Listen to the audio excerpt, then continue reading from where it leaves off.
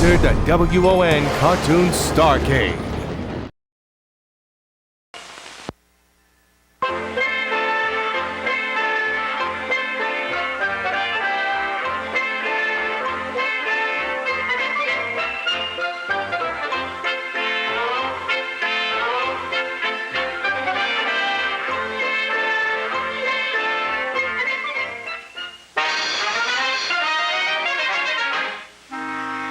Along the banks of the Mississippi River, there once lived a boy named Tom Sawyer, who caused his Aunt Polly more trouble than a barrel of catfish. Tom Sawyer, you broke Judge Thatcher's window today. That toe's not sore, Tom. Get up and go to school. Tom Sawyer, stop where you are or I'll box your ears. Tom? You call me Aunt Polly? You broke the cookie jar. Truth was, Tom's mind was on other things, which he soon told to Bill Harper. Bill, meet me tonight down at the riverfront. What do you aim to do, Tom? I'm not Tom anymore. I'm the Black Avenger of the Spanish Main. You'll be the terror of the seas. We're bold, brave river pirates, starting tonight at midnight. Look, a campfire on the island. Somebody's here. Run for it, Tom. Back to the boat. Oh, pirates don't run from trouble, Bill. Come on. Let's find out who's at that campfire.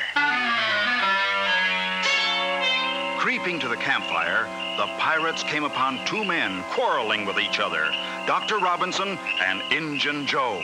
A third man, a tramp named Muff Potter, was asleep nearby. Suddenly, the Injun drew his knife and struck the doctor down. Quickly, the Injun put the knife in the hand of the third man dozing near the fire. Why, the Injun's gonna blame someone else. That tramp, Muff Potter. He'll be arrested for sure. Like startled deer, the pirates sped back to their boat and swore each other to secrecy. Only 3 of us know the truth, Bill. If we talk, that Injun will scalp us. Muff Potter was arrested, and it looked as though the truth would never come out. Then one day, Muff Potter's lawyer hauled Tom Sawyer to court and dragged the truth out of him. Now, under oath, point to the man who used this knife that night on Jackson's Island. Point him out. It was him. There by the window, Injun Joe. You're in a peck of trouble now, Tom Sawyer. Injun Joe's free, and he'll be after you. 'Cause now he knows you saw that fight on Jackson's Island. Weeks passed, and when Injun Joe failed to return, Tom Sawyer grew braver. Then, one day he confided to his girl, Becky Thatcher. It was a black box full of money. A real treasure box.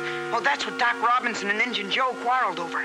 I heard them, so I know, Becky. Where's the treasure buried? There's an old barn on Jackson's Island. Must be buried in there. Let me go with you. Nope. Girls' bad luck on treasure hunts. You're just scared. I'm not. I'm hunting for that treasure tonight with Bill Harper. Ready, Terror? Ready, Black Avenger. Start digging in that corner, where the floorboard's loose. Treasure might be there. I'll stand guard. No sooner had Bill started digging than he struck something hard. Tom, I found the treasure. I found it. But just then, Tom ran back from the doorway. Bill, let it be. Quick, up the ladder to the loft. Somebody's coming, and I think it's Injun Joe.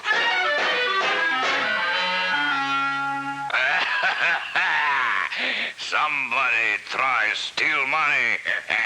I feel it. Carefully, Tom spliced their pants and shirts together, then tied one end to a beam. Soon, they lowered themselves to the floor. Leg it for the river now, Tom. Wait a minute. Injun Joe must have headed for the cave on the other side of the island.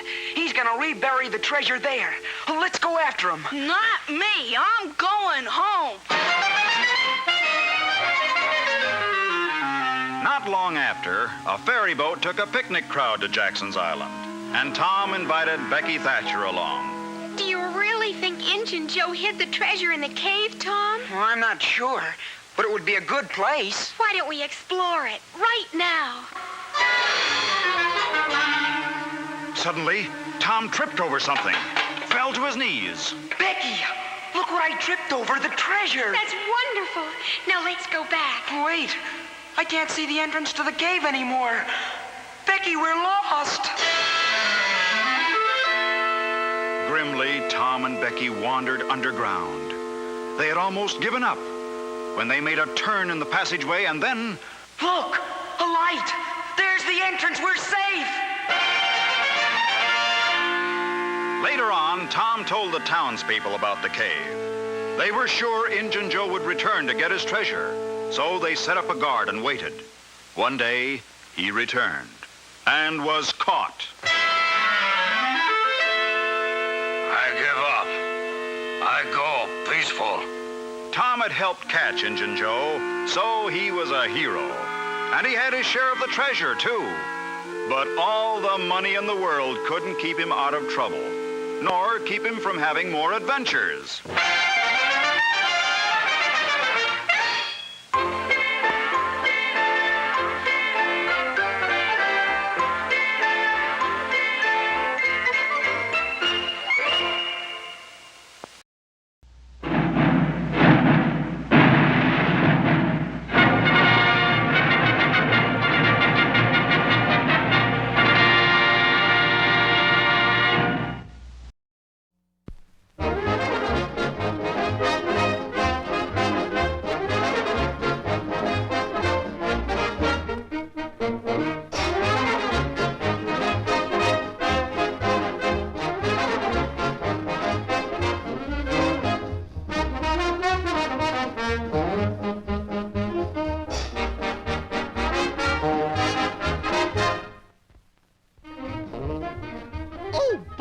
I got my acting course.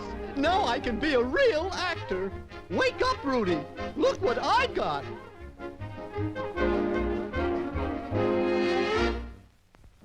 Look. Watch this one. So you're a rooster, huh? Well, let's see you roost. If you can't roost, don't knock. And don't try to buy me off now. All you can offer is chicken feed.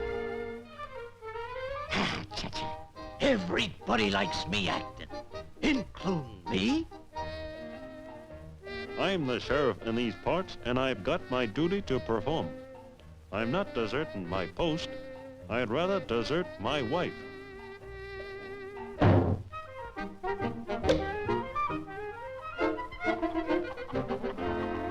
Ah, my public.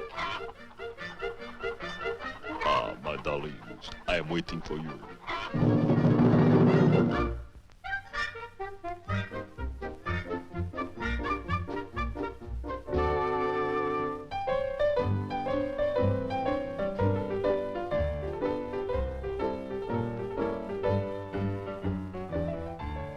Cock-a-doodle-doo.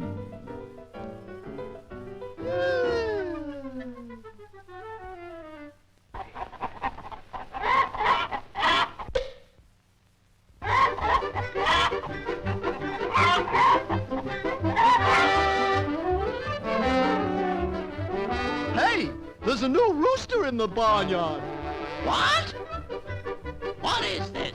What's going on? I'm the boss around here. I'm the new boss, and you are annoying the little ladies.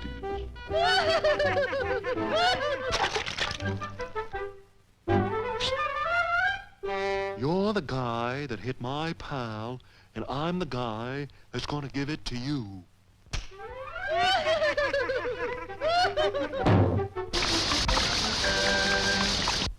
You and your silly acting. Acting. That's it.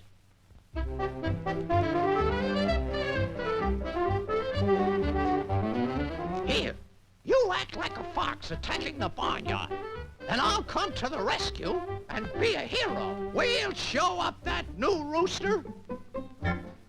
Oh boy, a chance to show my talents. Oh boy, oh boy.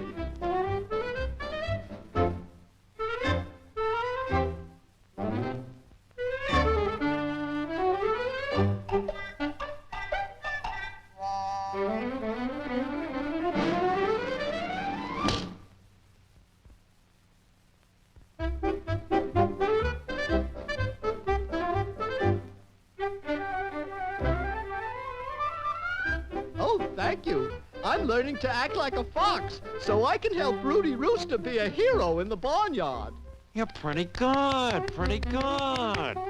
But you gotta put more oomph in it, like this.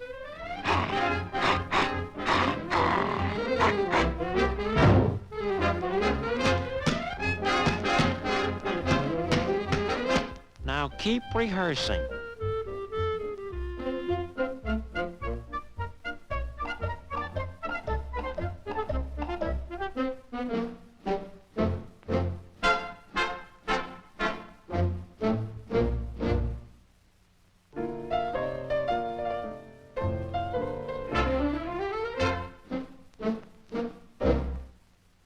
Great makeup! You look like a real fox. Now hurry up. Get busy.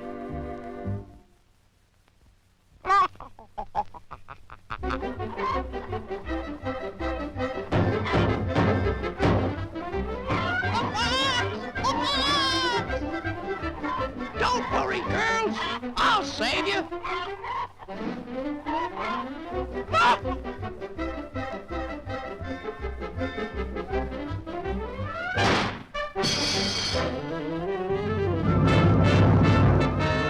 Hey, Candy, aren't you overdoing your acting? Ow! Oh, take it easy. Oh! Ow! Oh! Oh! Ow! Ah! Relax, girls. I shall take care of this pony.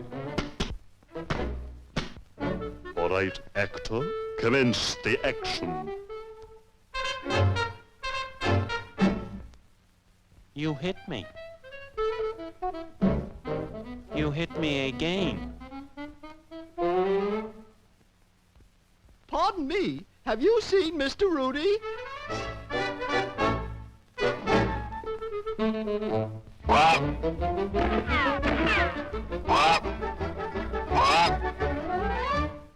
Oh, there you are. I'm all set. Look. Our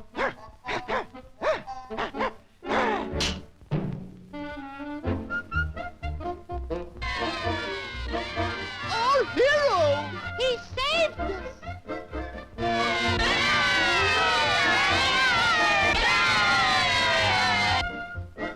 Huh. Nobody appreciates talent around here.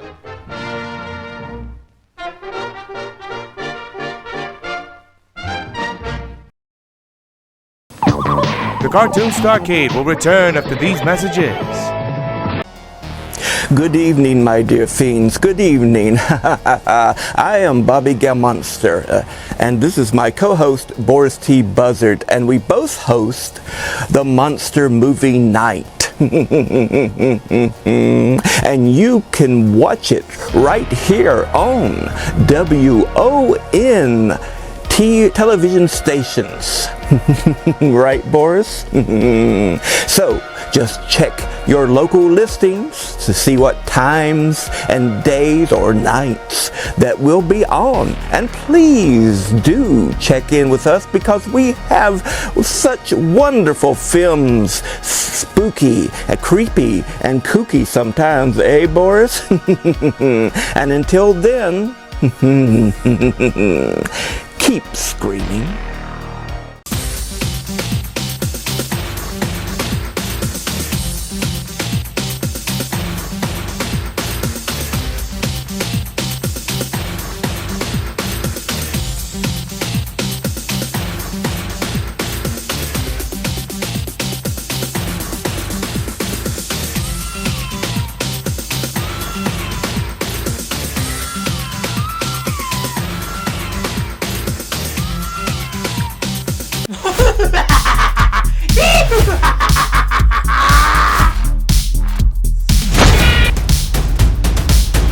Trick or treat!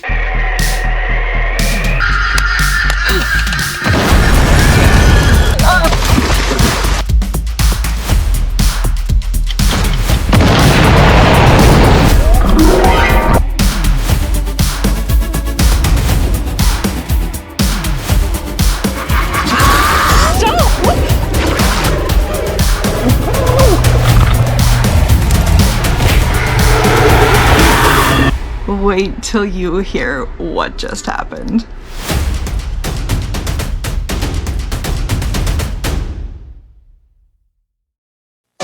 And now, back to the Cartoon+Starcade.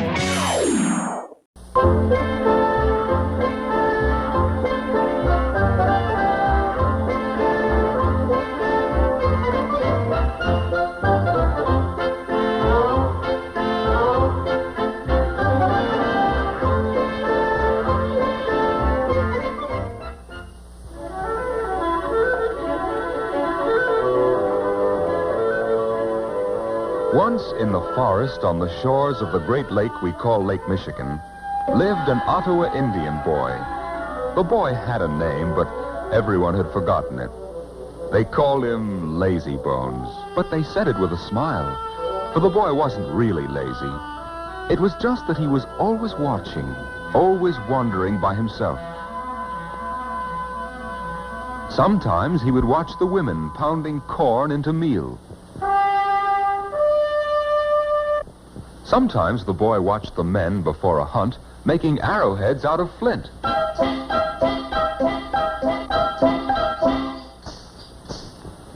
But the boy didn't help them.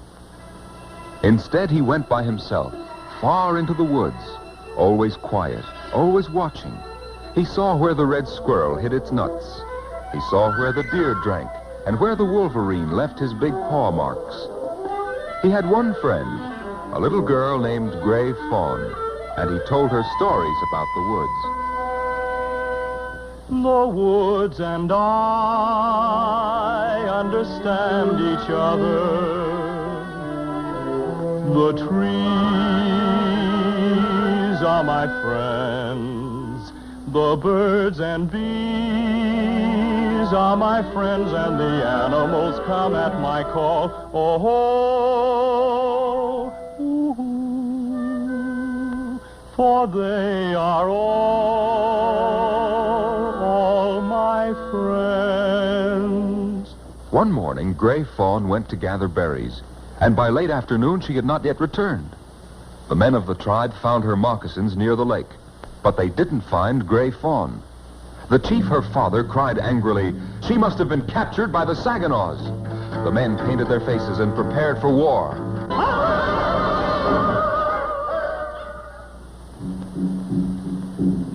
While the men prepared for war, the boy called Lazy Bones went to the shore where Gray Fawn's moccasins had been found. He said to himself, if Gray Fawn had been captured, she would have dropped her berry basket. I don't think she was captured. I think she took off her moccasins to go wading. He looked along the shore until he found a footprint in the mud. He said, she came out here and couldn't find her moccasins.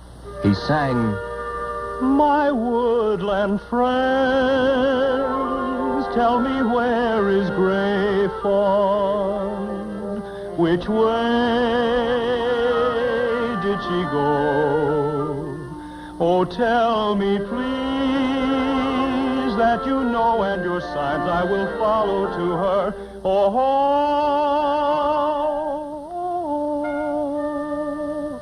Gray Fawn and I are your friends. When the boy sang the song, a porcupine that had been gnawing young willow shoots stopped and stared at him. The boy said, I think Gray Fawn went this way to gather willow splints for a basket. He looked, and he found places where the willow shoots had been broken. He followed the trail among the willows into the forest. My woodland friends, tell me where is Gray Fawn? A squirrel ran down a tree trunk and stopped, his nose pointing. The boy looked and saw where Gray Fawn's bare feet had disturbed the leaves. Which way did she go? A rabbit jumped out of some bushes, and the boy looked and saw where Gray Fawn had pushed through. He thought, she knows she is lost and is too frightened to look where she's walking. Oh, tell me, please, that you know, and your sign I will follow to her. Gray Fawn, Gray Fawn. Just then a flock of crows began to scold angrily. The boy went to the noise, for he knew that crows will scold when they're disturbed by someone who has no weapons. There, under a tree, he found Gray Fawn. The boy took Gray Fawn by the hand, and they set out for home. See, there! And when the men saw the children, they laughed with relief and joy. And the chief, Gray Fawn's father, put his hand on the boy's head and said, "Now I will give this boy a name. I will call him Little Hawk, for he has the sharpest eyes of all the Ottawas."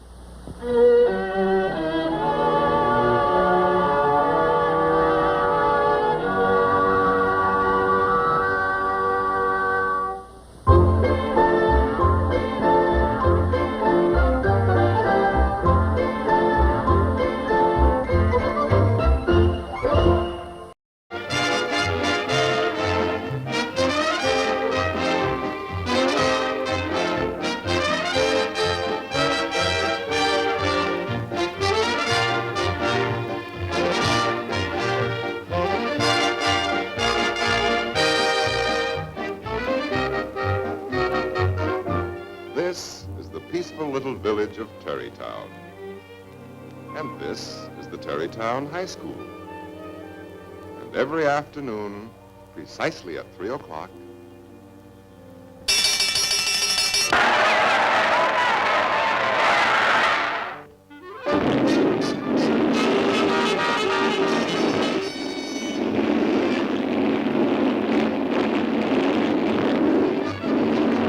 yes, the hot rods take over the town.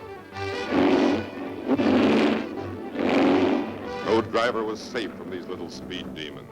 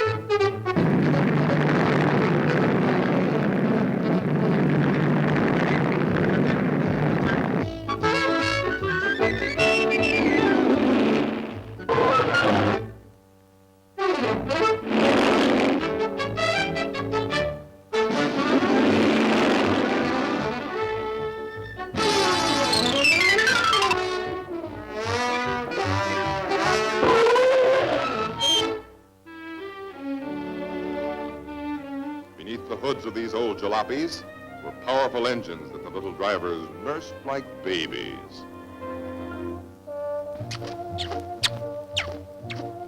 They were constantly trying to outdo each other in burning up the road.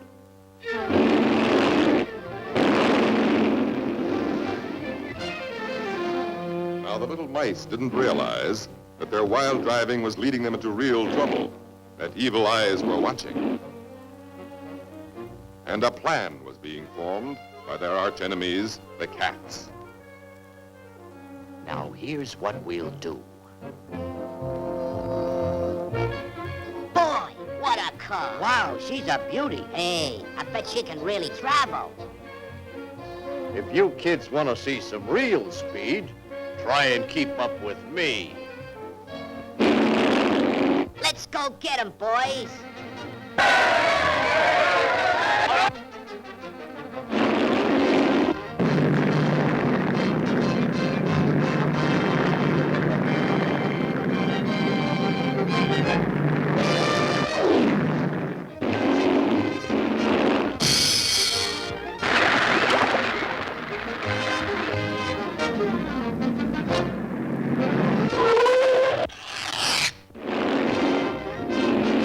Faster and faster they went, with no regard for law and order.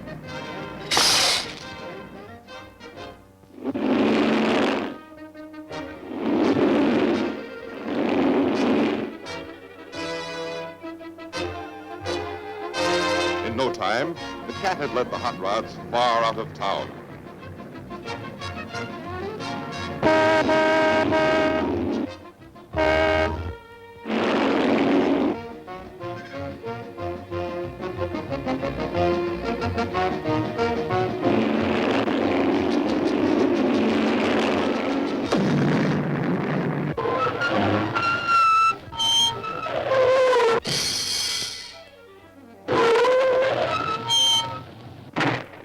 cats were having a field day as the little mice roared to destruction. But suddenly another roar, like the sound of a giant jet, attracts their attention. It's Mighty Mouse!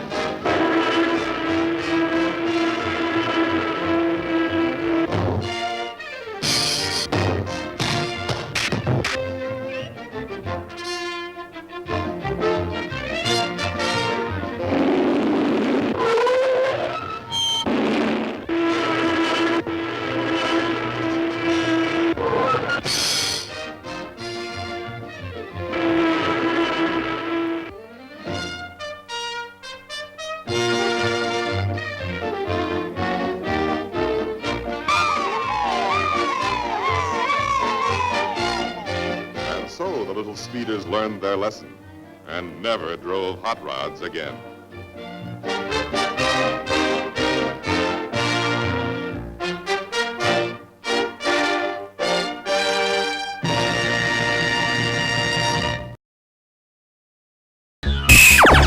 The Cartoon+Starcade will return after these messages. Coming soon to WON Sports is more candlepin bowling action, this time at Leda Lanes. Watch as New England's top candlepin bowlers battle it out for skin supremacy. See who takes home the cash and who carries on. Look out for candlepin skins coming soon to WON Sports. The world's top bowlers, both professional and juniors, clash in a global bowling tournament event. It's the Bowling Promotion Tour. Watch for it only on WON Sports.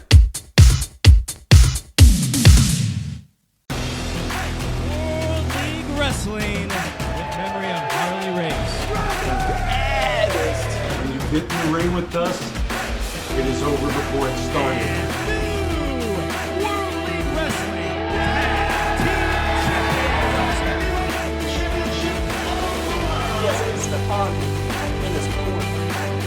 WLW Showdown.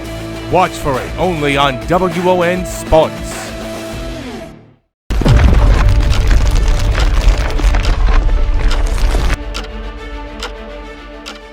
Evidence of Metropolis Science Department claims that the quakes are aftershocks coming from the town of Lakeland. The most disturbing part is that the evidence points to the abandoned Mark Luther pool house. After today, I am going to make sure that whoever did this goes down, and I will take this whole place with it. Oh!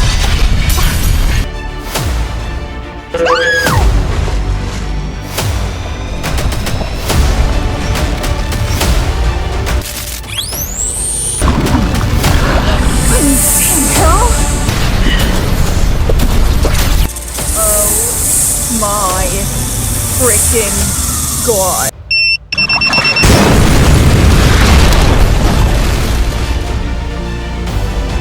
I have a strange feeling I know where this is coming from. And if I'm right, there's gonna be hell to pay.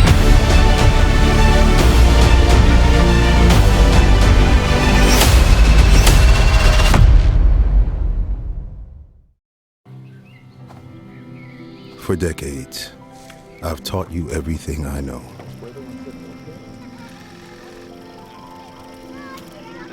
How to safely build a fire.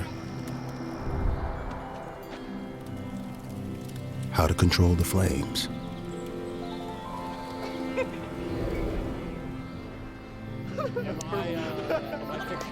The what to do with hot coals,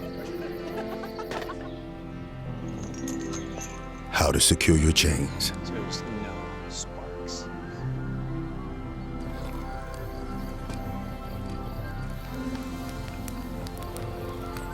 But I can only teach wildfire prevention. Only you can prevent wildfires.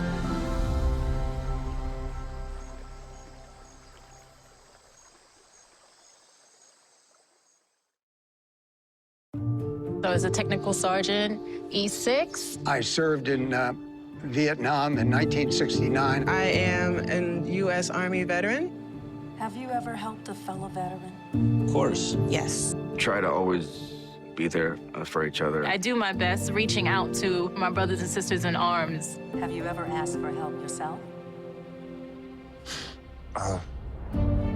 It's always tough, right? I can't say that I have. I mean, If you don't have someone to kind of help you guide those thoughts, it can be really bad. Eventually, you know, you just can't deal with it on your own. I guess it's a part of the military too, right? Service before self. It was drilled in, service before self. And you start to question, maybe people would be better off without me, you know? When you realize that you're not alone, once you take that first step, there's so much support.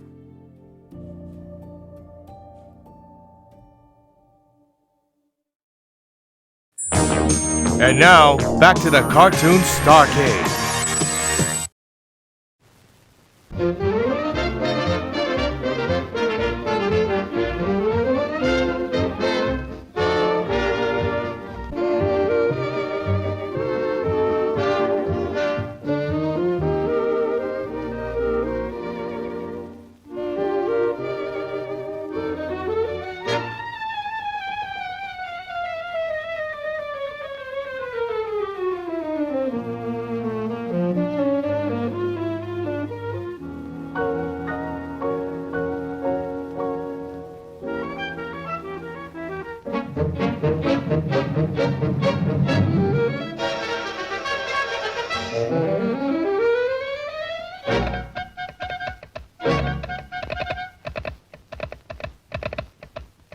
Good evening, Mr. and Mrs. Mouse, and all the ships at sea. Let's go to press. Flash!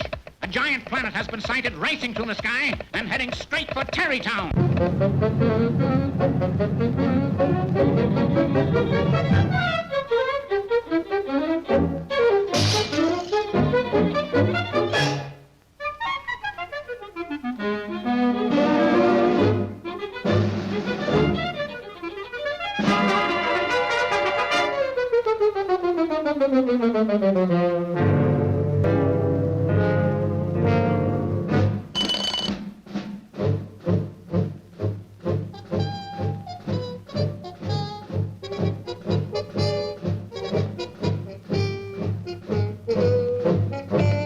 The invaders have just landed and are overrunning the countryside, attacking everyone with strange secret weapons.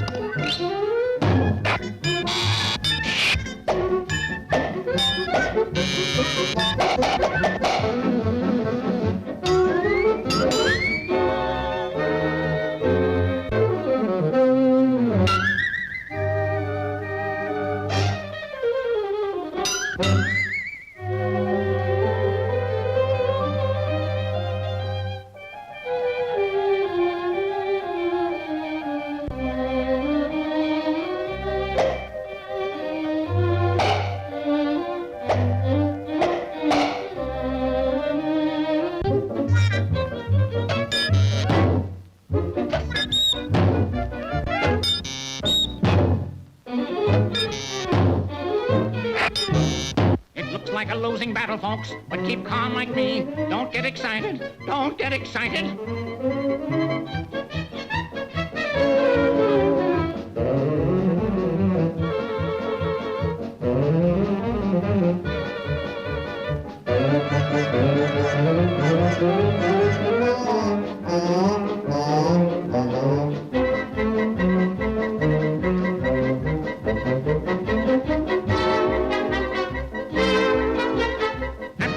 There's a rumor going round that they're taking over the radio station. There's only one mouse who can save this situation.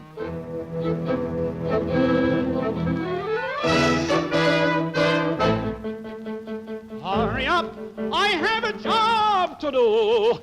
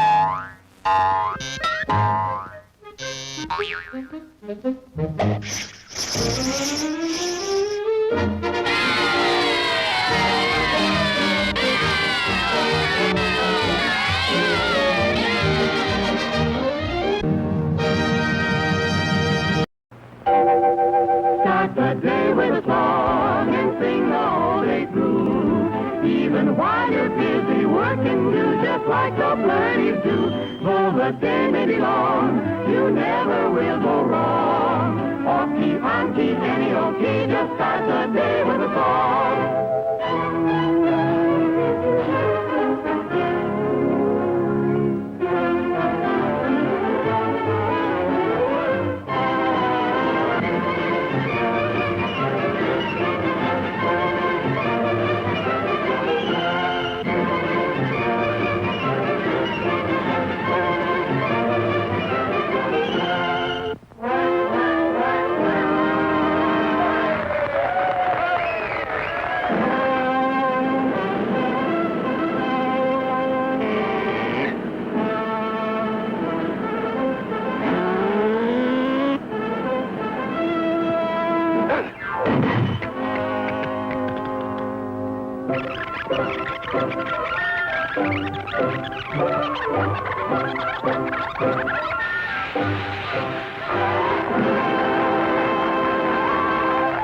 Pardon me.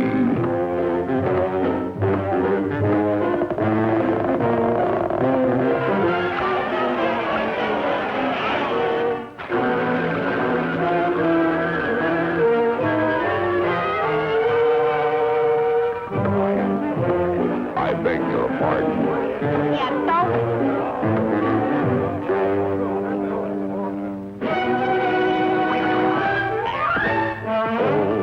Golden slippers, oh, in my golden slippers, in my golden slippers, I swine to wear. Days they look so neat.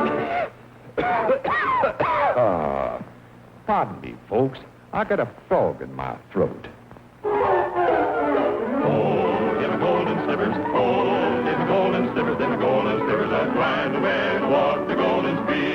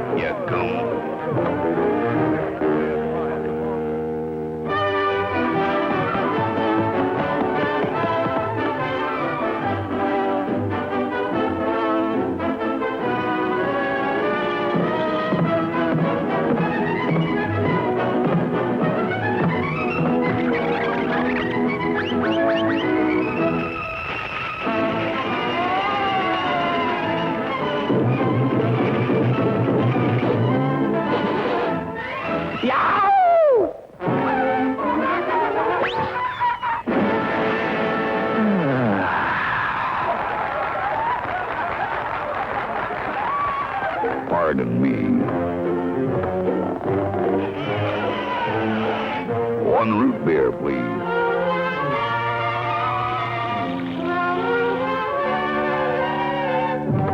I beg your pardon. Jump, fathead.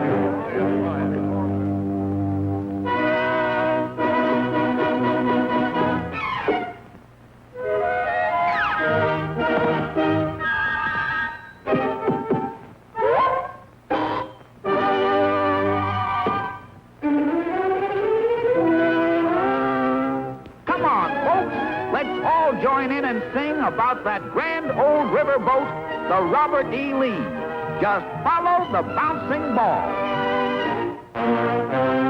Watch them shuffling along, see them shuffling along. Go take your best down, real pal. Go down to the levee, I said to the levee, and then join that shuffling throng. Hear that music and song, it's simply great. Waiting on the levee, waiting for the Robert E. Lee.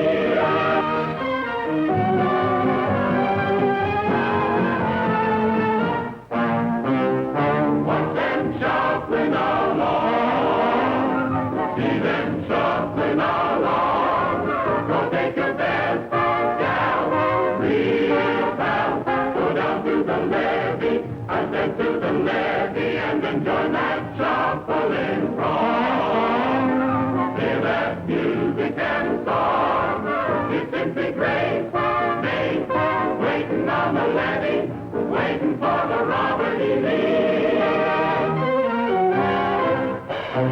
Watch them shuffling along, see them shuffling along. Go take your best gal, real pal.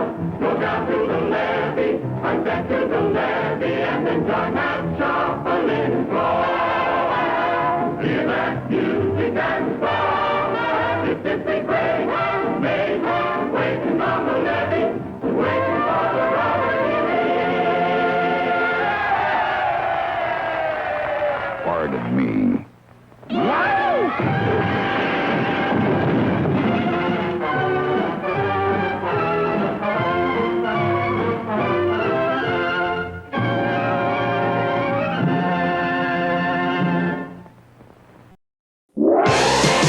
And now, this message.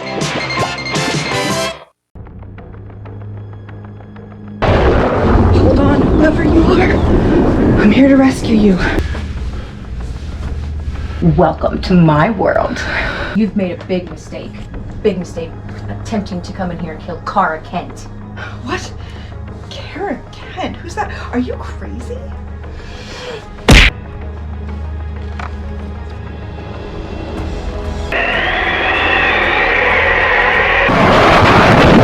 Hold it right there. You imposter. How many times do I have to tell you? I'm not the imposter, you are. This is my world. I don't think so. Stop right there, imposter. Listen, you straight idiot. How many times do I have to tell you? I'm not the imposter. I'm the real Superwoman. You're the imposter. Me? Why you?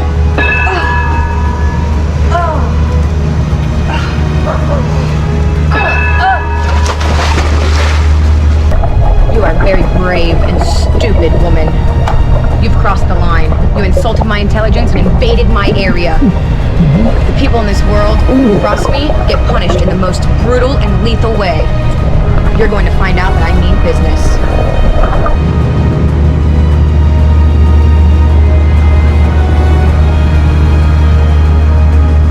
Hello, Captain. Super Lady here. Listen, I need you to do me a big favor. It involves taking out the trash that has no business being here in town.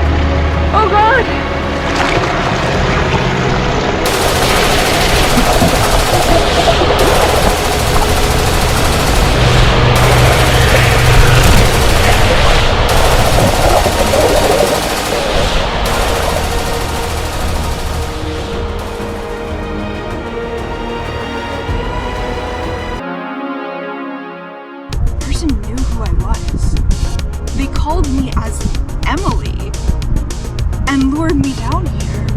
I was Emily when he stuck me. Oh my god. Is he watching right now? Okay. Gotta do something. Guess it doesn't hurt to try.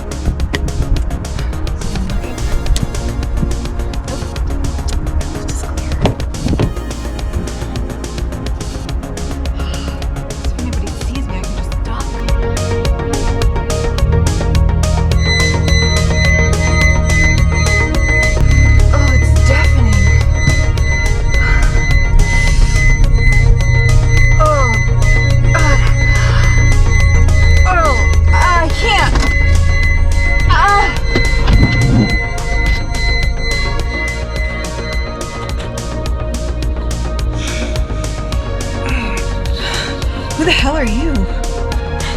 What is this? No. This was your plan all along, wasn't it? You knew who I was. And you injected me to try and take away my powers. Well, I may be powerless right now, but I promise you, it won't be for long. And if that happens, I'm gonna kick your ass. Oh God. This isn't over, punk!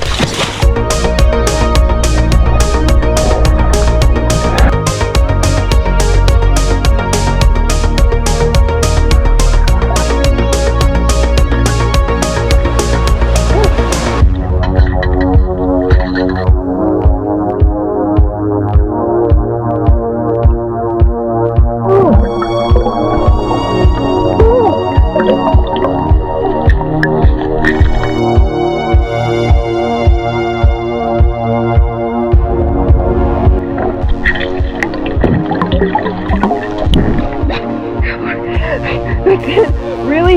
Even without my help?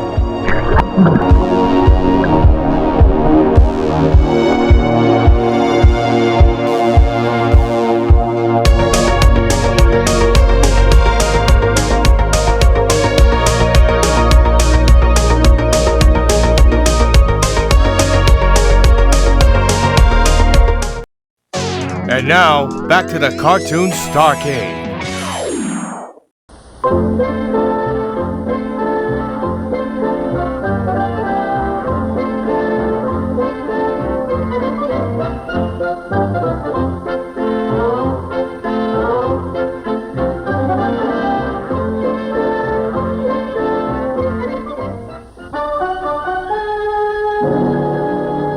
Centuries ago, the country of China had an emperor who lived in a magnificent palace surrounded by a beautiful garden. The emperor's name was Lin Chan, and he was proud of his luxurious home. He spent much of his time collecting all the things of beauty he could find.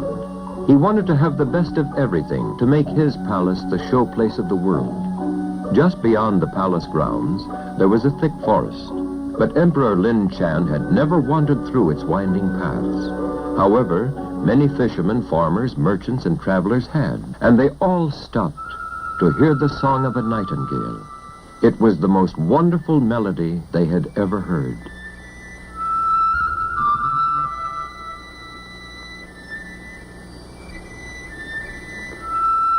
Even though the palace was greatly admired by everyone, those that heard the nightingale all agreed that its song was the most beautiful thing in all the land. One day, a message was brought to Emperor Lin Chan. It was from another emperor who had visited Lin Chan's country. I enjoyed your beautiful nation, but most of all, I was enchanted by the voice of the nightingale. Nightingale? What nightingale? The king was angry. Others had found something beautiful in his own kingdom that he had not discovered. Find me this nightingale! He roared at his chief minister. The frightened minister had never heard of the wonderful bird, but he asked everyone in the palace. No one had heard of the bird, for they always lived within the courtyards. Finally, one kitchen girl said she knew of the bird, for she had often wandered through the woods gathering berries. She led the minister through many paths until they came to a clearing. There on a tree sat the nightingale, and it started to sing.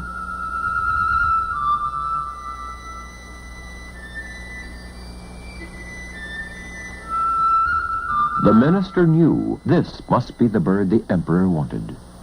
Your emperor commands you to appear before him at the palace. The nightingale understood and swelled with pride to think she was to give a command performance. So off she went with the little girl and the minister to Emperor Lin Chan. A special stand had been prepared to receive the bird's concert at the palace. The emperor was anxious to hear the bird's famous voice. He gave the signal to sing, and the nightingale burst forth in beautiful song.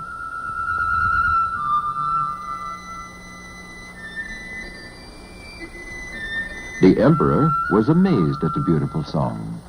You must stay with me, nightingale, for I am the emperor and must have all things beautiful. The bird was proud to be the royal singer, and she burst forth with song again.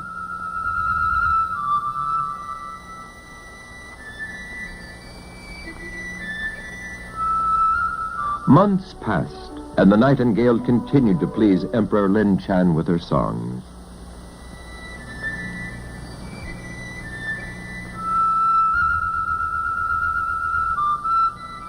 One day, a mysterious package was brought to the palace along with a note. To the memory of my visit to your kingdom.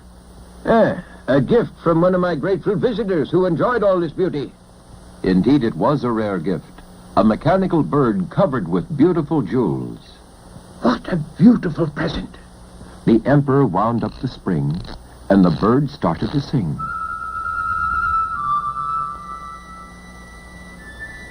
It's the song of the nightingale. True, it was an exact copy of the real bird's voice. This delighted Emperor Lin Chan. Now, I not only have the most beautiful song, but the most beautiful bird, and it will sing for me forever. He was so enchanted by this elegant toy that he played it almost continually. Then one day he said, I have two birds. They shall sing me a duet. But when he looked for the real nightingale, she was gone. The emperor was furious. That ungrateful bird has run off. Never allow it in my palace again, for this shall be the royal singer. And so it was that the mechanical bird continued to give out its beautiful song for the pleasure of Lin Chan. The real nightingale had fled the palace with a broken heart, believing the emperor favored the new singing marvel. She sat among the branches as before, but her voice was stilled. Years passed, and the emperor listened to his beautiful mechanical bird. When one day,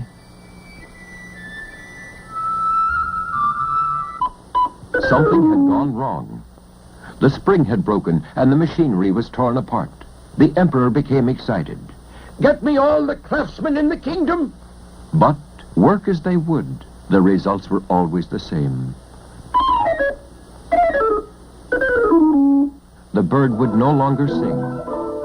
The Emperor Lin Chan became very sad without his beautiful songbird. So unhappy that he fell ill, and the doctors could do nothing for him. Lin Chan was dying. The whole kingdom was saddened. Far out in the forest, a beautiful woman stopped near the real nightingale. Many years ago, when I was a little girl, I took you to sing for the emperor. It would bring him great happiness if you could sing once more before he dies. The emperor was very still as the unhappy attendants waited for the end, when suddenly the nightingale was singing again, as beautiful as ever before. The emperor opened his eyes, and strength surged through his whole body. The true nightingale's song made Lin Chan well and happy again.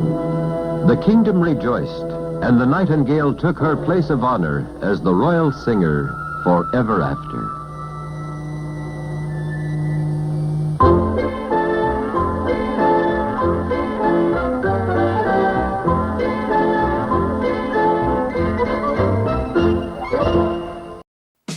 Be sure to join us again, same time, same station, for another trip into the WON Cartoon Starcade.